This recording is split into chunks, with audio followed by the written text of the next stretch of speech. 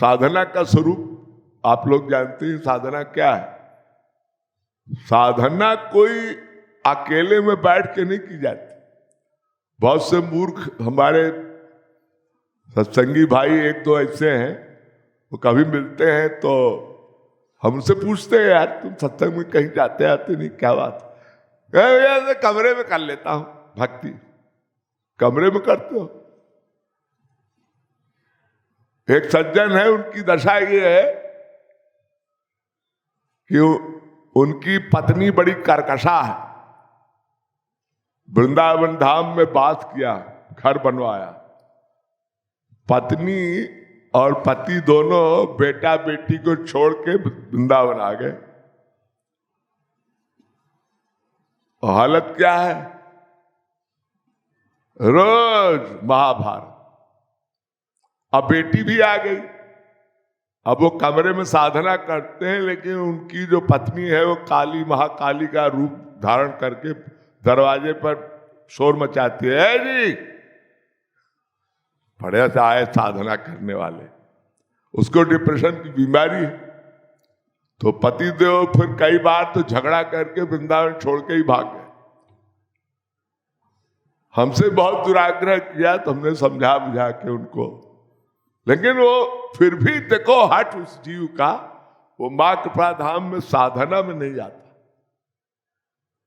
हम कमरे में करते हैं, और कमरे में क्या होते हैं कि महाभारत होती है, एकांत में साधन।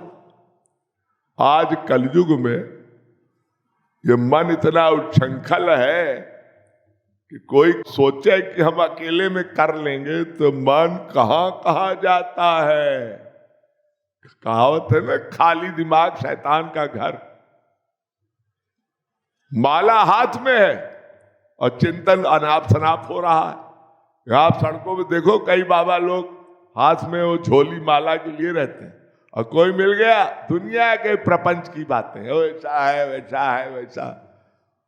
अरे माला, अरे माला का क्या महत्व है यही नहीं जाना। अरे गंवारी भाषा में भैया कबीरदास जी कहते हैं, माला फेरत जुग गया, गया न मन का फेर, कर का मन का छोड़ दे, मन का फेर। अरे मन का फेर बड़ा खतरनाक है। इस मन को भगवान के चरणों में लगाना है। अरे तो महामूर्ख लोग भी सुनते आए हैं, बोलते हैं मन से ही सब होता है। मन यो मनुष्याणाम कारणम बंध मोक्ष हो, मन ही बंधन मोक्ष का कारण है। लेकिन ये मन इतना पापी है, माला चल रही है और चित्त चला गया कहीं और। बड़े बड़ों को मैंने देखा है।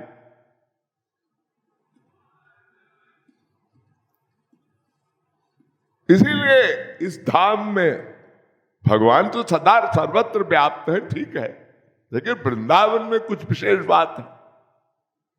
वृंदावनम परित्यज्य, भगवान कहते हैं पाद में कम न गच्छति। मैं वृंदावन छोड़ के नहीं जाता, यहां मुझे विशेष प्रेम है यहां के भक्तों से, यहां की राज्य अरे बहुत अमूल्य है। एक मुक्ति महालक्ष्मी आई और भगवान से कहती है मेरा कल्याण कैसे हो। तो श्री कृष्ण ने कहा मुक्ति कहे गोपाल से, मेरी मुक्ति बताए, ब्रज रज उड़ी मस्तक परे, मुक्त मुक्त हो जाए। यहां की रज, अरे यही भौगोलिक दृष्टि से यही वृंदावन है। श्री कृष्ण यही गाय चराने जाते थे नंगे पैर, गोधूली बेला में वापस आते थे। यही रज है। अब मानिए तो भावना की बात है, और वैसे तो दिव्य वृंदावन भगवान श्री कृष्ण अपने साथ गोलोक ले गए, लेकिन प्राकृत वृंदावन में भी वो भाव बनाना ही महारसिकों का आदेश है। हमारे गुरुदेव भी इसकी चर्चा करते थे कि ब्रज धाम को आप ऐसे ही न जानो, ये वृंदावन धाम है। तो वृंदावन की बात तो निराली है, क्योंकि यहां ही जो भक्ति का, प्रेम का अंतिम रस है, महारास रस, वो भगवान श्री कृष्ण ने उसका वितरण किया था। ये एक विशिष्ट बात है। अंतिम रस, भक्ति या प्रेम का जो अंतिम लक्ष्य है, वो महारास रस की प्राप्ति, उस वृंदावन में ही अधिकारी जीवों को भगवान श्री कृष्ण ने वितरित किया था। तो वृंदावन की जो रिसर्च है, इसकी खोज है, गौरांग महाप्रभु और उनके जो परम अंतरंग भक्त थे, रूप गोस्वामी, जीव गोस्वामी, सनातन गोस्वामी, हित हरिवंश, ये बड़े बड़े महापुरुष, ये बड़े बड़े विद्वान थे। ये ऐसे वैसे नहीं थे कि कुछ भी मनगढ़ंत बातों का प्रचार प्रसार किया उन्होंने। बड़े बड़े विद्वान थे, टॉप के। अरे आज ऐसे विद्वान तो कहीं दिखाई नहीं पड़ते जी, सर्वथा संभव है ऐसी विद्वता। अब अपवाद में हमारे गुरुदेव थे, लेकिन आज के युग में ये जो महारसिक थे, रूप गोस्वामी, जीव गोस्वामी, इनका तो कोई सानी है ही नहीं है जी। इन्होंने ब्रज लीला का स्वरूप बताया। ये लोग बंगाल से सब कुछ छोड़ के घर बार सन्यासी बन के आए थे। गौरांग महाप्रभु के आदेशानुसार इन्होंने गोपी देह में अपने आप को गोपी भाव में तपाया, ऐसी साधना कर ली कि इतिहास रच दिया। वृंदावन धाम में इतिहास रच दिया इन महारसिकों ने, और वृंदावन के महात्म का जो स्वरूप बताया है वो अनिर्वचनीय है। वो तो साधना के फल स्वरूप ही परिलक्षित होता है। तो वृंदावन में ये साधना, सत्संग का स्वरूप आप लोग जानते हैं। नाम रूप लीला गुणादि नाम उच्चैव भाषातु कीर्तनम। भगवान के नाम, रूप, लीला, गुण, धाम और उनके परिकरों का उच्च स्वर में, उच्चैव, पद्म पुराण में भगवान वेद व्यास कह रहे हैं, जपतो हरिनामानि स्थाने शतगुणाधिका पुनत उच्चैर्य पन श्रोतन पुनात च। अरे मनुष्य, अकेले में बैठकर तुम साधना नहीं कर पाओगे, क्योंकि मन बड़ा उच्छृंखल है, मन इधर उधर जाता है। सत्संग में जाओ, महापुरुषों के से श्रवण भक्ति प्राप्त करो, उनके मुखारविंद से कीर्तन सुनो, उनकी लीलामृत का महापुरुषों से रसामृत प्राप्त करो, श्रवण करो, नाम कीर्तन महापुरुष के सानिध्य में करो। रूप ध्यान महापुरुष के सानिध्य में करो तो लाभ होगा, अन्यथा कमरे में बैठकर। और गृहस्थियों के लिए तो सर्वथा मैं तो समझता हूं, मेरी राय, मेरा जहां तक दृष्टिकोण है, असंभव गृह कारज नाना जंजाला। मैंने बताया ना, एक महानुभाव है, कहते अकेले में कमरे में साधना कर लेता हूं, और वो दूसरों को भी लेक्चर मारते हैं। और कई मूर्ख ऐसे हैं, उनकी बातों में आते हैं, कहा अकेले में कमरा बंद करके, और सारा गृहस्थ का जंजाल है, आप बच नहीं सकते। हाँ, सब बाल बच्चों को स्टैब्लिश करके पति पत्नी जो यहां रहते हैं, वो भी आपस में आसक्ति न करें। ये आसक्ति ही तो खतरनाक है। वो चाहे पत्नी में हो, चाहे गर्लफ्रेंड में हो, चाहे कहीं हो, ये आसक्ति ही हटाना है। कुछ लोग कहते हैं ना, गया जी हम तो पत्नी है हमारी, उसमें हम प्यार करते हैं, तो क्या गुनाह करते हैं? जी आप पाप करते हैं। हमारे गुरुदेव करते हैं, आप महापाप करते हैं, अपनी पत्नी को प्यार करते हैं। ये आसक्ति ही तो बाधक है। अनंत जन्मों में इसी ने मारा है, अनंत जन्म आपका इसी में बीता है। केवल श्री कृष्ण को प्रेम करना है। एक विनोद की बात बताऊं, एक बार से, मैं नाम नहीं लूंगा, सत्संगी है, एक बार आए, कहने लगे मेरी पत्नी जब से वृंदावन आई है, वो कहती है मैंने तुमको अपना भाई मान लिया, अब बताइए।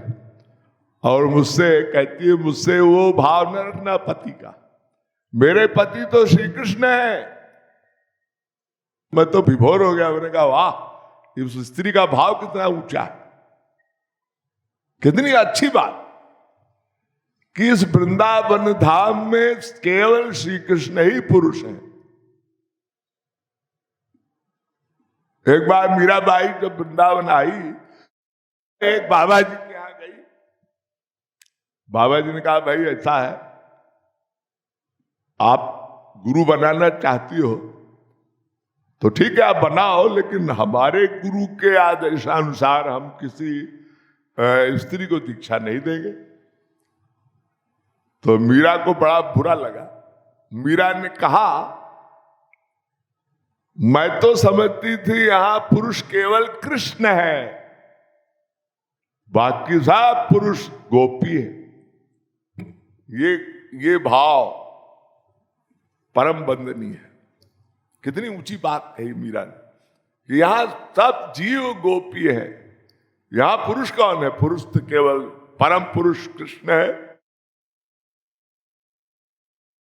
तो वृंदावन में उपासना गोपी देह में ही हो सकती है। आप कहेंगे ये तो बड़ी अटपटी बात आप कह रहे हैं। जी यथार्थ कह रहा हूं। अगर आपको श्री कृष्ण भक्ति का एक बिंदु भी प्राप्त करना है, बिना इस भाव के इस वृंदावन में आपको माधुर्य भाव का लेश लवलेश मात्र भी नहीं प्राप्त होगा। ये महारसिकों की जो के सिद्धांत की पुष्टि कर रहा हूं, और ये सिद्धांत हमारे गुरुदेव का भी है।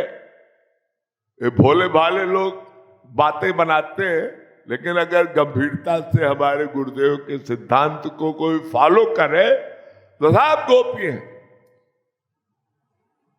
सब गोपी हैं। बिना स्त्री देह के महाराज में भी प्रवेश शंकर भगवान को नहीं मिला, और की क्या बात की जाए। भगवान शंकर को भी शंकरी गोपी बन के आना पड़ा था। ये कौतुक की बात तो ही, महाराज में प्रवेश निषेध था। शंकर भगवान आए, ललिता संगीन रोक गए, बाबा कहां जा रहे? हाँ, हम तो हमारे पास 30 लेटर है। उन्होंने कहा कुछ नहीं, ये इस शरीर में नहीं, जाइए आप कायाकल्प करके आइए। इतिहास साक्षी है, ये पौराणिक पुराणों में इसका बड़ा अच्छा इसका विस्तार है। ये कोई मैं कपोल कल्पित बात नहीं कर रहा हूं। वृंदावन का प्रत्येक भक्त अपने को गोपी मानता है। अगर वो नहीं मानता तो हमारे गुरुदेव की परंपरा से विश्वासघात कर रहा, गुरुदेव की आज्ञा का विश्वासघात करता है। अब भले गुरुदेव अपने मुखारबिंद से कभी न कहे हो, लेकिन अंदर से उनको पिंच होता होगा कि देखो वृंदावन में कोई साधक या भक्त अपने को पुरुष मानता है, सब स्त्री है, सब गोपी है। तब नारद जी कोई मूर्ख नहीं थे, इतनी बड़ी बात अपने सिद्धांत नारद भक्ति सूत्र में एक सूत्र लिख गए कि भक्त कौन है, माधुर्य भाव का भक्त ही भक्त है। तो भक्ति कैसे करनी चाहिए, किसी ने प्रश्न किया नारद जी से, तो नारद जी ने कहा यथा ब्रज गोपिका नाम। अब नारद जी कोई अरे गहरे थे क्या? नारद जैसा भक्ति का आचार्य कोई हुआ ही नहीं इतिहास। ये भगवान के अवतार भी थे और ब्रह्मा के मानस पुत्र भी थे। इनका सिद्धांत अकाट्य है, यथा ब्रज गोपिका नाम। भक्ति तो गोपियों वाली होती है, और फिर माधुर्य भाव में बिना गोपी देख के आप श्री कृष्ण को प्रियतम कैसे मानेंगे? श्री कृष्ण को प्रियतम तभी मानेंगे जो अपने को गोपी मानेंगे, स्त्री मानेंगे। अपने को पुरुष मानेंगे तो भगवान से माधुर्य भाव में तो प्रेम नहीं कर सकते आप। एक साइकोलॉजिकल बात मैं कर रहा हूं, मनोवैज्ञानिक तथ्य है, यह स्वीकार करना ही पड़ेगा कि वृंदावन का प्रत्येक साधक, वो चाहे गौरांग महाप्रभु रूप गोस्वामी परंपरा में हो, चाहे हमारे गुरुदेव की परंपरा में हो। गुरुदेव तो गौरांग महाप्रभु और रसिक शिरोमणि ही तो थे। तो उस परंपरा का पोषण करते हुए ये आप लोग गांठ बांध लीजिए कि आप पुरुष है ही नहीं, तो पुरुष वाला व्यवहार भी आपको करने की आज्ञा नहीं है। अगर आप गुरुदेव को वास्तव में उनका प्रेम प्राप्त करना चाहते हैं तब, और ऐसे मटर गश्ती में तो वृंदावन बहुत लोग आते हैं, आए और थोड़ी देर को राधे श्यामी ओढ़ के हाँ हाँ घूमे मंदिरों में और थोड़ी देर ताली बजाए और उसके बाद चल दिए साहब, फिर संसार में चले गए। वहां अधिकांश समय तो मटर गश्ती में ही बीतता है। कभी संडे वंडे को लोग जाते हैं कहीं यहाँ वहां, थोड़ी देर ताली बजाए और वो क्या है, वो पिकनिक जैसा मना के चले आते हैं। ये साधना भक्ति नहीं है श्रीमान जी। साधना भक्ति है जो गौरांग महाप्रभु ने जिसकी व्याख्या की, वो संकीर्तन करो, उसमें सब आ जाता है। नाम लोगे आप, रूप ध्यान करोगे, अरे आप कोई पद गा रहे हो, भजन गा रहे हो, तो रूप ध्यान तो लीला में आप जब मन को डुबोगे तो मन लगेगा ना। मूल बात है मन का लगना। अकेले में मन नहीं लगता, अकेले में मन भागता है यहां वहां। ये शांत भाव के उपासक होते हैं ना, शांत भाव जिसका रसिकों ने परित्याग किया है, शांत भाव वाले एकांत में ही तो साधना करते हैं। रसिक लोग कहते हैं अपन को नहीं जमता, कोई गमी आई है, कोई मर गया है क्या, साइड होके कमरे में बैठे। अरे आनंद लीजिए, रस लीजिए। हाँ, करुण क्रंदन भी कीजिए कि हे श्याम सुंदर, हमने कितने पाप किए अनंत जन्म में, आपकी शरण में नहीं आ पाते, आप कृपा करें प्रभु, आप स्वीकार करें हमारे प्रेम को। ऐसा भाव लेके वो तो रोना तो अलग है, और अगर भगवान का मिलन हो गया फिर आंसू आते हैं, वो वियोग के आंसू, वो तो महापुरुषत्व प्राप्त करने के बाद ही आता है, भाव भक्ति के बाद। उसके पूर्व की अवस्था तो बड़ी, ये बहुत साधना भक्ति जो आप लोग फिजिकल कर रहे हैं, इसमें तो मन को लगाना है, और मन को लगाने के लिए नाम रूप लीला और कीर्तन, उच्चैव भाषा तु कीर्तनम, ये सूत्र गौरांग महाप्रभु का है।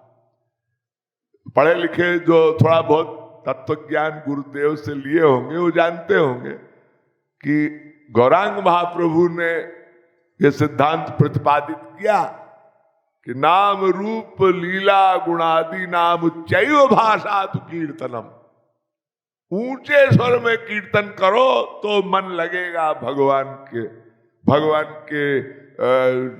स्वरूप में, आपका चित्त समाएगा।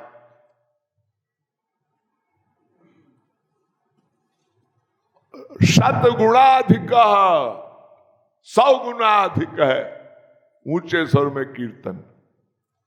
जपतो हरिनामानि स्थाने शतगुणाधिका, भगवान कहते हैं 100 गुना अधिक मेरे नाम का एकांत में कीर्तन करने से, किसी संत की शरण में जाओ, वहां उनके द्वारा जो सत्संग सच्चा संग मिलेगा आपको। हमारे गुरुदेव ने एक दोहा बनाया था, सत्य सत्य संग हो तो गोविंद राधे, बहुत सुंदर व्याख्या की थी गुरुदेव ने।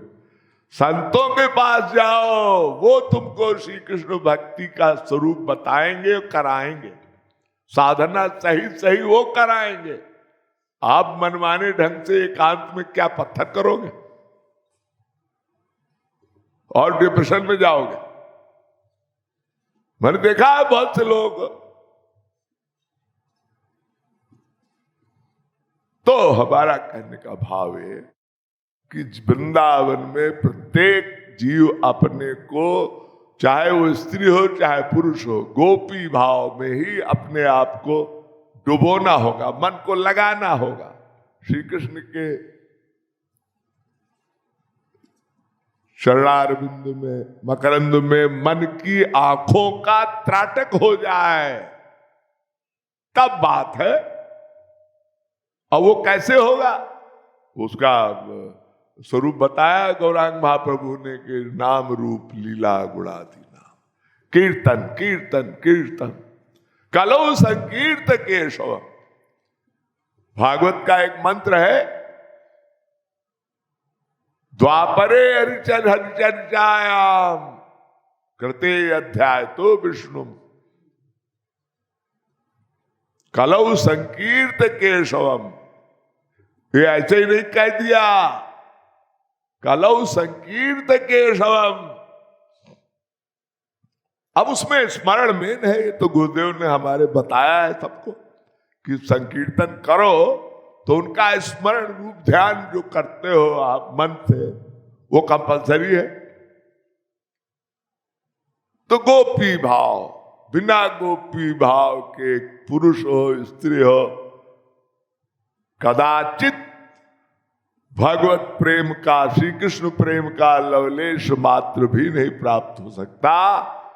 ये आप गांठ बांध लीजिए। तो आइए वृंदावन की महिमा जो श्री कृष्ण अवतार काल में गोपियां, ये गोपियां, गोपी शब्द आप समझ रहे हैं ना, गोपी शब्द की एक बड़ी सूक्ष्म व्याख्या संस्कृत में एक सूत्र है, बड़ा सुंदर है। गोपी का जो शाब्दिक अर्थ व्याकरणविद ने बड़े बहुत ही सूक्ष्म भाव है। क्या है? वो भी समझना कंपलसरी है। गोभी इंद्रिय है, कृष्ण रसम पिबत इति गोपी। गोपी भाव से इंद्रिय मन बुद्धि के द्वारा भगवान श्री कृष्ण के रस का पान करने वाला भक्त ही, साधक ही गोपी कहलाता है। अब चाहे रागात्मिका कक्षा की गोपी हो, चाहे रागानुगा कक्षा की आप सभी हमारे गुरुदेव के अनुयायी भक्त हो, सबको अपनी मन बुद्धि और इंद्रियों को, अब वो बात अलग है कि रागात्मिका कक्षा के जो महापुरुष हैं वो दिव्य इंद्रिय मन बुद्धि से भगवान के दिव्य स्वरूप का रसास्वादन करते हैं, लेकिन साधक जो बेचारा जीव कोटि का साधक है वो अपनी प्राकृत इंद्रिय मन बुद्धि से भी जब भगवान का चिंतन, स्मरण और गायन और कीर्तन करेगा तो शनैः रूप रमेत बुद्ध्या धृतिगृहीतया। गीता में भगवान श्री कृष्ण कहते हैं धीरे धीरे धीरे धीरे शनैः मन लगने लगता है, और एक दिन ऐसी अवस्था आती है कि गुरु कृपा और भगवत कृपा से आपका मन थोड़ा थोड़ा दिव्य होना शुरू होता है। आप कहेंगे थोड़ा थोड़ा क्या है? जी हाँ, ये भी एक रहस्य है। थोड़ा थोड़ा माने इसका शंकराचार्य जी ने बड़ा अच्छा निरूपण किया है, आदि जगत गुरु शंकराचार्य। वो कहते हैं एवं कुर्वति भक्तिम कृष्ण कथानुग्रहोत्पन्ना समुदेत सूक्ष्म भक्ति। ये जो संकीर्तन है ना, जिसकी बात मैं अभी थोड़ी देर पहले कर रहा था, नाम रूप लीला गुण का जो कीर्तन है ऊंचे स्वर में, उसी को शंकराचार्य जी महाराज कह रहे हैं एवं कुर्वति भक्तिम। इस प्रकार भक्ति करते करते कृष्ण कथा अनुग्रहोत्पन्ना, श्री कृष्ण की लीलामृत कथा आदि का श्रवण। अरे भक्ति 9 प्रकार की तो है, अरे 9 प्रकार की भक्ति, चाहे वो रागात्मिका कक्षा की गोपियां हो, चाहे वो रागानुगा की महारसिक हो। रसिक भी रागानुगा के हुए जिन्होंने उपासना करके भगवत प्राप्ति की है, सब 9धा भक्ति ही किए हैं। वही श्रवणम कीर्तनम विष्णु स्मरणम पाद सेवनम अर्चनम बंदनम दास्यम साख्यमात्म निवेदनम, इन्हीं से भक्ति होती है। और श्रवण मेन है और कीर्तन मेन है। कीर्तन में श्रवण भी होता है। आप हमारा कीर्तन सुन रहे हैं, आप सुन रहे हैं श्रवण, इससे आपका ये केवल बहिरंग वो इसका वो नहीं है, ये बड़ा अंतरंग भगवान नाम में ऐसी शक्ति है कि वो अपना प्रभाव देगी। अज्ञानाद अथवा ज्ञानादुत्तम श्लोक नामयत संकीर्तितम धम दहे दे धो यथा नला। श्रीमद् भागवत में ये मंत्र है, वस्तुर शक्ति न बुद्धि अपेक्षते। आग जो है सर्वभुक है, वो अपना काम करेगी। आप जाने में लो चाहे अनजाने में आग में कूद जाओ, वो आपको जलाएगी। जहर चाहे जानबूझ के पी लो, चाहे कोई पिला दे। ऐसे ही भगवान नाम में कुछ न कुछ कमाल है। और फिर अगर महापुरुष के द्वारा आप सुने, वो कीर्तन, वो भजन, वो स्मरण वो कराता है, अपनी साधना आपको साधना में चलाता है, वो विशेष रस प्रदान करने वाली है वो भक्ति। वो एकांत वाली भक्ति ये तो सब पाखंड है, ड्रामा है। सतयुग द्वापर त्रेता में बड़े बड़े योगी होते थे, वो चले जाते थे जंगल में, तब लंबी आयु होती थी, प्रकृति का स्वरूप दूसरा था। और तब उन लोगों ने एकांत जंगल में जाके समाधि गुफा में समाधि साधना कर ली। कलयुग में सर्वथा संभव है,